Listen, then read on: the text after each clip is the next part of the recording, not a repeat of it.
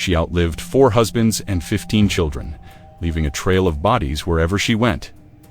This is the disturbing story of Mary Ann Cotton, Britain's first known serial killer.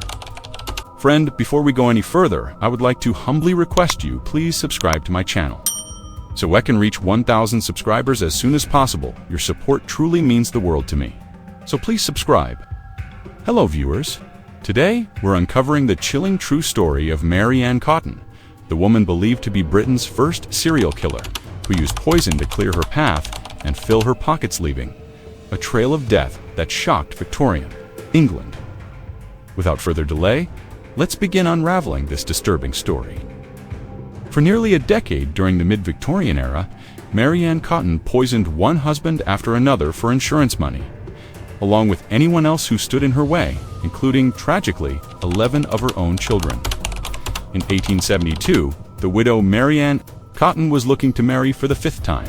Most of her previous husbands had died under strange circumstances, and now she was left caring for her 7-year-old stepson, Charles Edward Cotton, the one thing stopping her from marrying again. Cotton eerily quipped, "I won't be troubled long." And then, young Charles died. The timing raised suspicions, leading London police to open an investigation. An autopsy soon revealed arsenic inside the boy's stomach. It was then revealed that Charles wasn't the first to die under Cotton's care. Of her 4 husbands, 3 had died in suspicious ways, along with many of Cotton's own children. It soon became clear to police that they were facing a serial poisoner. Born in 1832 in Durham County, England, Mary Ann Cotton worked as a nurse and dressmaker before marrying William Mowbray in 1852. But in 1856, tragedy struck the young family when 4 of their 5 children died of what was called gastric fever. After this, Mowbray purchased a life insurance policy for himself and their 3 surviving children, in case anything happened to him. Then, in the 1860s, Mowbray's worst fear came true when he and 2 of their children died from the same fever. Cotton collected the insurance money, left her only surviving child with her mother, and went on to marry a man named George Ward. Less than a year later, George was also dead, and Cotton received another insurance payout. But Cotton didn't stay a widow for long. In 1867, she married for the 3rd time to a man named James Robinson. She tried to pressure him into taking out a life insurance policy, but he refused, especially after 4 of his children died. The marriage ended, and Robinson managed to escape with his life. Her next husband, whom she married in 1870, wasn't so fortunate. After he died under suspicious circumstances, Cotton collected his insurance money and became pregnant with a 5th man's child. All told, Mary Ann Cotton killed around 21 people, including 11 of her own children, using a method that was both quiet and deadly.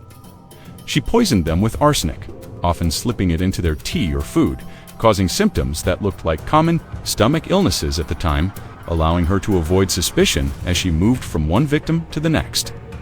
Cotton was shrewd in her crimes. She cleverly used arsenic, which mimicked the symptoms of gastric fever.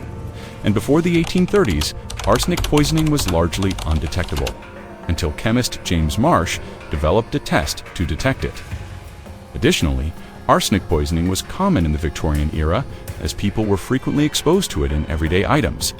Children's toys, wallpaper, and even baby carriages often contained arsenic, making it easy for Cotton to hide her deadly actions in plain sight. In 1858, while Mary Ann Cotton was still married to her first husband, 15 people died from eating candies accidentally laced with arsenic, in what became known as the Bradford sweet poisoning incident. Though accidental poisonings did happen, the sheer number of suspicious deaths, over 20 under Cotton's roof, made it clear these were no accidents. And as the investigation would reveal, they certainly were not. A fearful suspicion declared the headline of the North Wales Chronicle in 1872. Mary Ann Cotton, a widow, is in custody at West Auckland, charged with poisoning her 8-year-old stepson. It is said that the prisoner, a relatively young woman, had 3 husbands and 15 children, all of whom, along with 2 lodgers, died under her roof. Cotton's trial began in 1873, shortly after she gave birth to her last child while in prison. During the trial, the prosecution presented evidence showing that Charles Cotton died of gastric fever caused by poisoned tea given by his stepmother, Cotton's. Defense claimed that Charles must have died from arsenic in the wallpaper. But what about the nearly 24 other deaths? Police had exhumed the body of Cotton's lover, who died just before her stepson. They found unmistakable symptoms of poison, reported one newspaper. But Marianne Cotton maintained her innocence. "I am not guilty. I have been misled," she wrote in one note. The jury spent just 1 hour deliberating before finding her guilty. On March 24, 1873, Marianne Cotton, Britain's first known serial killer, was hanged for her crimes. A journalist described the scene, Mrs. Cotton, who scowled fiercely and with an air of defiance at the crowd, and who muttered constantly but indistinctly, took her place upon the drop with remarkable composure. The wretched woman was launched into eternity. In 1998, a former FBI profiler boldly claimed there are no female serial killers. He couldn't have been more wrong, as Marianne Cotton's story clearly proves. But she wasn't the only deadly woman in history. Killers like Elizabeth Bathory and Amelia Dyer also left their dark marks.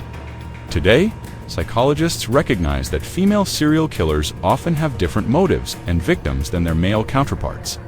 Like Marianne Cotton, many target family members kill for financial gain and prefer methods like poisoning over more violent means. Marianne Cotton was only officially convicted for the death of her stepson, Charles, but her true number of victims may have reached as high as 21 people. Viewers, this was the chilling story of Marianne Cotton, Britain's first known female serial killer, who used quiet poison and calm deception to take the lives of those closest to her, leaving behind a trail of fear that the Victorian era would never forget. What are your thoughts on this chilling story? Share your opinions in the comments below. We'd love to know how you feel about these shocking events. Thank you for watching.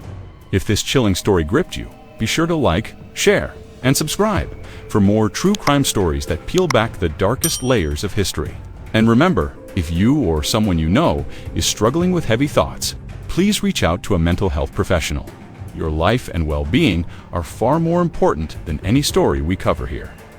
Take care of yourself, and until next time, I'll see you in another haunting case that demands to be remembered.